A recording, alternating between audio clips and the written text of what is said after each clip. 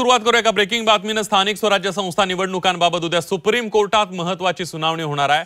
अनेक ठिकाणी 50% आरक्षणाची मर्यादा ओलांडल्यानं निवडणूक प्रक्रियेलाच आव्हान देण्यात आले आणि त्यामुळे आता उद्याच्या सुनावणीवर निवडणुकांचं भवितव्य ठरणार आहे। तसंच 15 जिल्ह्यात सरपंच आरक्षणाचा निकष पाळण्यात आले नसल्याचंही समोर आलंय।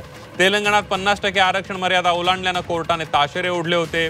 त्यानंतर निवडणूक आयोगाने तिथल्या निवडणुकांना स्थगिती दिली होती आणि त्यामुळे आता महाराष्ट्राबाबत कुठला निर्णय येतो याकडे सर्वांचं लक्ष असणार आहे।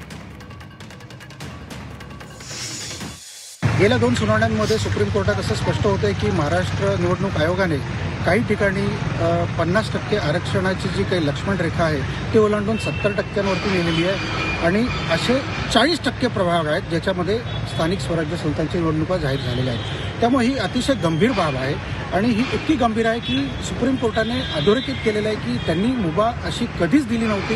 उलट असं स्पष्टीकरण दिलेलं आहे की 50%च्या वरती आरक्षण असू शकत नाही। त्यामुळे हे जे काही झालेलं आहे याच्या पाठीमागे निवडणूक आहे किंवा अजून कुठली एक अदृश्य शक्ती आहे हे आता बघावं लागणार आहे आणि याच्यावरती सुप्रीम कोर्ट येणाऱ्या सुनावणीमध्ये कुठला न्यायनिवाडा करतं हे बघणं अतिशय महत्त्वाचं आहे।